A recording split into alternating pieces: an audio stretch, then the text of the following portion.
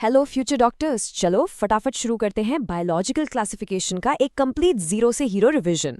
देखो, ये chapter NEET के लिए सुपर इंपॉर्टेंट है। इससे क्वेश्चंस तो आने ही आने हैं, गारंटीड। तो बिना एक सेकंड भी वेस्ट किए चलो इस चैप्टर को एकदम मास्टर कर लेते हैं। तो ये है अपना आज का रोड मैप, एक गेम प्लान। हम एक एक करके इन सारे टॉपिक्स को कवर करेंगे बिल्कुल लॉजिकल ऑर्डर में। इससे क्या होगा, आपके दिमाग में एक क्लियर पिक्चर बन जाएगी, एक फ्रेमवर्क जिसे एग्जाम में चीजें आसानी से याद आ जाएंगी। अच्छा, तो सबसे पहले हम जाएंगे बिल्कुल हिस्ट्री में कि क्लासिफिकेशन की शुरुआत कैसे हुई। ये पहला स्टेप था फॉर श्योर, लेकिन इसमें जो गलतियां थी ना, वही हैं एग्जामिनर्स के फेवरेट क्वेश्चंस। तो आओ देखते हैं कि कहानी शुरू कहाँ से हुई और क्या क्या प्रॉब्लम्स आई। ओके, इसका आंसर देखने से पहले 1 मिनट रुको। खुद से पूछो, लिनेयस ने जो 2 किंगडम सिस्टम दिया था, याद है ना? प्लांटे और एनिमलिया, उसमें ऐसी क्या कमी थी, क्या प्रॉब्लम थी कि वो फेल हो गया? थोड़ा दिमाग पे जोर डालो। यही एक्टिव रिकॉल कहते हैं और ये एग्जाम के लिए बेस्ट टेक्निक है। तो आओ इन ड्रॉबैक्स को एक एक करके ब्रेक डाउन करते हैं। सबसे बड़ी गलती, इसने प्रोकैरियोट्स और यूकैरियोट्स में कोई फर्क ही नहीं समझा। मतलब जिनके पास वेल डिफाइंड न्यूक्लियस नहीं है और जिनके पास है, सबको एक ही थाली में रख दिया। फिर यूनिसेल्युलर और मल्टी सेल्युलर को भी मिक्स कर दिया। जस्ट इमेजिन, एक छोटा सा सिंगल सेल्ड क्लैमिडोमोनास और एक बड़ा सा आम का पेड़, दोनों को प्लांट्स बोल दिया। व्हाट? और सुनो, फंगी जो अपना खाना नहीं बना सकते, उनको ग्रीन एल्गी के साथ रख दिया जो फोटोसिंथेसिस करते हैं। और सबसे बड़ी भूल, इसने फाइलॉजनी यानी कौन किसका पूर्वज है, एवोल्यूशनरी हिस्ट्री, इसको तो बिल्कुल ही इग्नोर कर दिया। तो इन सारी प्रॉब्लम्स को सॉल्व करने के लिए सीन में एंट्री हुई आर.एच. विटेकर की। साल था 1969 और उनका 5 किंगडम सिस्टम बस वही है मॉडर्न फ्रेमवर्क जिस पर आज हम क्लासिफिकेशन पढ़ते हैं। यही इस चैप्टर का हीरो है। सवाल ये है, उन्होंने ऐसा क्या किया, ऐसे कौन से क्राइटेरिया यूज किए? देखो, इस टेबल पर अपना पूरा फोकस लगा दो। ये टेबल इस चैप्टर की जान है, इसका दिल है। अगर ये समझ आ गया तो समझो आधा चैप्टर तो तुम्हारा वैसे ही हो गया। चलो देखते हैं। सबसे पहले मोनेरा अकेले प्रोकैरियोटिक हैं, सिंपल। बाकी सब यूकैरियोटिक, डन। अब आओ सेल वॉल पे। ये तो क्वेश्चन का हॉटस्पॉट है। फंजाई में क्या है? चिटिन। प्लांटे में क्या है? सेल्यूलोज। और हम यानी एनिमेलिया, हमारे पास सेल वॉल है ही नहीं। यही वो पॉइंट्स हैं जिन पे सीधा सीधा एमसीक्यू उठ के आता है। इस टेबल को अपने दिमाग में प्रिंट कर लो, एकदम अ मेंटल स्नैपशॉट। चलो भाई, अब टाइम है एक एक किंगडम के अंदर डाइव करने का। Where starting with the microscopic majority, monera और प्रोटिस्टा। हम स्पेशली उनके यूनिक फीचर्स और वो पेट एग्जाम्पल्स पे फोकस करेंगे जो एग्जाम में बार बार हर साल पूछे जाते हैं। तो किंगडम मोनेरा में कौन है? Basically bacteria. ये हर जगह है, कॉस्मोपॉलिटन, इवन ऐसी जगहों पे जहां लाइफ पॉसिबल नहीं लगती, जैसे गर्म पानी के झरने। इनके शेप्स तो याद ही होंगे, गोल गोल cocci, rod shaped bacilli, comma shaped vibrio और स्पाइरल स्पिरुला। अच्छा, अब यहाँ एक स्टार मार्क पॉइंट, ध्यान से सुनो। साइनोबैक्टीरिया एग्जाम्पल नॉस्टॉक, इनके पास हिट्रोसिस्ट्स होते हैं। ये स्पेशल सेल्स क्या करते हैं? एटमॉस्फेरिक नाइट्रोजन को फिक्स करते हैं, सुपर इंपॉर्टेंट। और एक एक्सेप्शन जिसे भूलने की गलती मत करना, माइकोप्लाज्मा।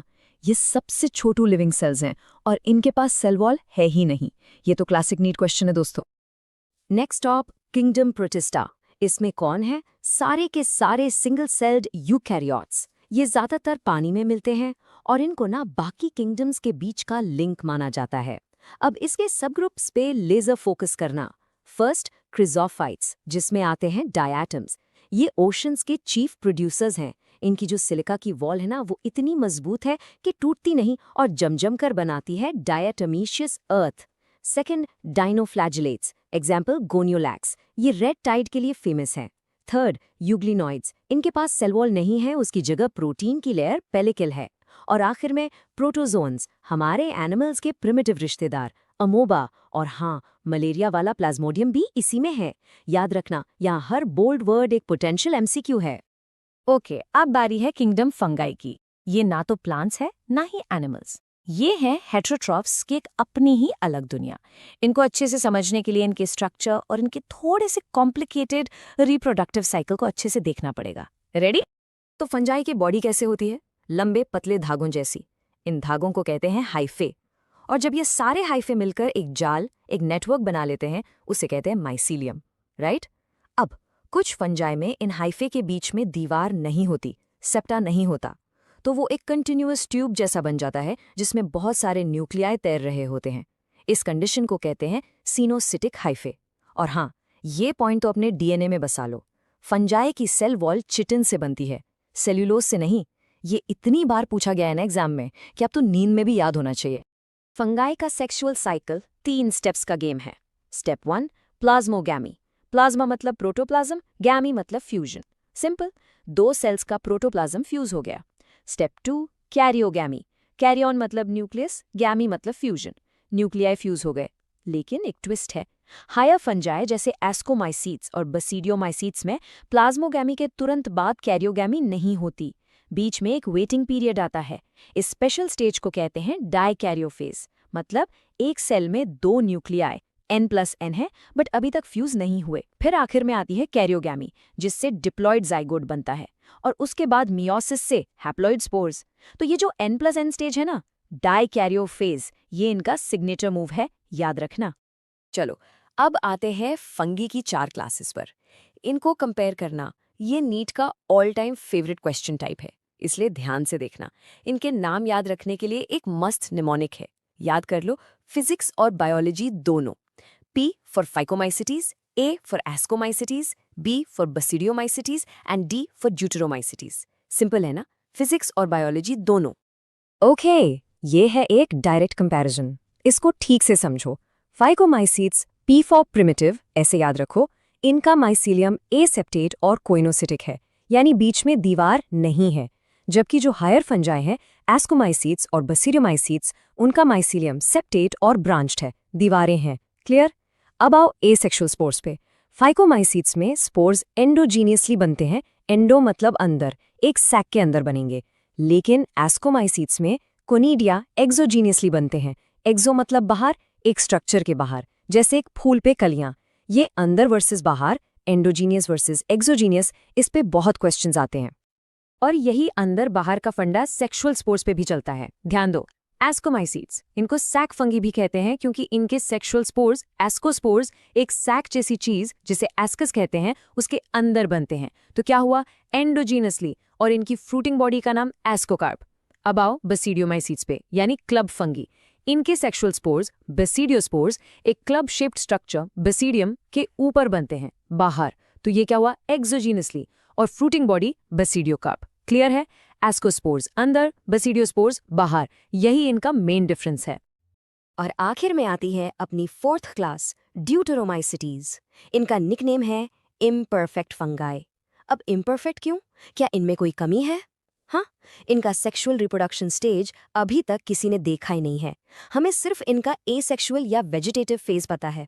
इसीलिए ये एक तरह से फंगाई किंगडम का डस्टबिन है, या कह लो एक टेम्परेरी फोल्डर।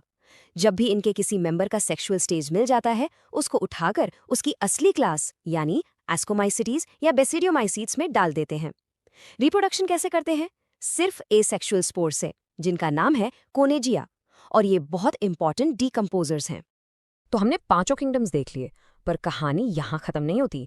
अब हम उन कैरेक्टर्स की बात करेंगे जिनको विटोकर की पार्टी में इनविटेशन नहीं मिला, जो 5 किंगडम क्लासिफिकेशन में फिट नहीं होते हैं, पर हाँ, नीट के एग्जाम में ये जरूर फिट होते हैं। और ये हैं वायरसेस, वायरॉइड्स, प्रायॉन्स और लाइकेंस। इनकी अजीबोगरीब बायोलॉजी इनको एक सुपर हाई यील्ड टॉपिक बनाती है। चलो, एक क्विक हिस्ट्री लेसन लेते हैं। ये टाइमलाइन इंपॉर्टेंट है, इससे साइंटिस्ट्स और साल याद रहेंगे। सबसे पहले 1892 इवानोव्स्की ने देखा कि टोबैको मोज़ेक डिजीज का रीजन कोई ऐसी चीज है जो बैक्टीरिया से भी छोटी है। फिर 1898 में आए बेजरिंग, जिन्होंने इस चीज को नाम दिया वायरस। Then 1935 W.M. स्टैनली ने कमाल कर दिया। उन्होंने दिखाया कि वायरसेस को क्रिस्टलाइज कर सकते हैं, मतलब ये नॉन लिविंग जैसा बिहेव करते हैं। और फिर काफी सालों बाद 1971 में T.O. डाइनर ने वायरॉइड्स को डिस्कवर किया, जो वायरस से भी छोटे हैं। इन नेम्स और ईयर्स से डायरेक्ट क्वेश्चन बन जाता है, सो बी केयरफुल। ओके, इस टेबल को तो अपने दिमाग में टैटू कर लो, स्क्रीनशॉट ले लो, नोट्स बना लो, जो करना है करो, पर ये आना चाहिए। इन तीनों में क्या फर्क है? देखो, वायरस क्या है? एक न्यूक्लियोप्रोटीन, यानी अंदर जेनेटिक मटेरियल डीएनए या आरएनए और बाहर से प्रोटीन का कोट। सिंपल। अब विरॉइड क्या है? ये वायरस से भी सिंपल है। ये सिर्फ और सिर्फ फ्री आरएनए है। प्रोटीन कोट गायब। और प्रियॉन्स, ये तो हद ही हो गई। ये सिर्फ एबनॉर्मली फोल्डेड प्रोटीन्स हैं। इनके पास न्यूक्लिक एसिड है ही नहीं।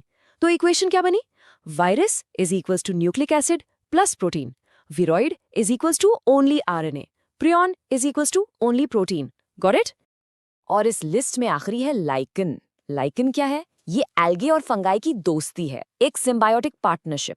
इसमें जो एल्गे वाला पार्टनर है फाइकोबायोन्ट, वो ऑटोट्रोफिक है, तो वो शादी में खाना बनाने का काम करता है। और जो फंगाई वाला पार्टनर है माइकोबायोन्ट, वो शेल्टर, पानी और मिनरल्स एब्जॉर्ब करके देता है। दोनों का फायदा। पर एग्जाम के लिए सबसे इंपॉर्टेंट पॉइंट, एक रियल लाइफ एप्लीकेशन, ये है कि लाइकन्स बहुत अच्छे पोल्यूशन इंडिकेटर्स हैं। जहां पोल्यूशन, स्पेशली सल्फर डाइऑक्साइड, ज्यादा होता है, वहां ये ग्रो ही नहीं करते। सिंपल। और जाने से पहले मैं आपके लिए एक फूड फॉर थॉट छोड़ रहा हूं। सोचो इस बारे में। वायरस होस्ट के अंदर लिविंग है, रेप्लिकेट करता है। होस्ट के बाहर एक नॉन लिविंग क्रिस्टल जैसा है। तो ये है क्या? लिविंग और नॉन लिविंग के बीच की कड़ी, या सिर्फ एक कॉम्प्लेक्स केमिकल स्ट्रक्चर जिसे हमने गलती से लाइफ से जोड़ दिया है? इस पर सोचना जरूर। ये आपकी कॉन्सेप्ट क्लैरिटी को नेक्स्ट लेवल पे ले जाएगा। और इसी के साथ हमारा ये कंप्लीट रिवीजन यहीं खत्म होता है। आई रियली होप इस सेशन से बायोलॉजिकल क्लासिफिकेशन पर आपकी ग्रिप और भी स्ट्रांग हुई होगी। आप सभी को आपकी नीट जर्नी के लिए ऑल द वेरी बेस्ट। लगे रहो फ्यूचर डॉक्टर्स।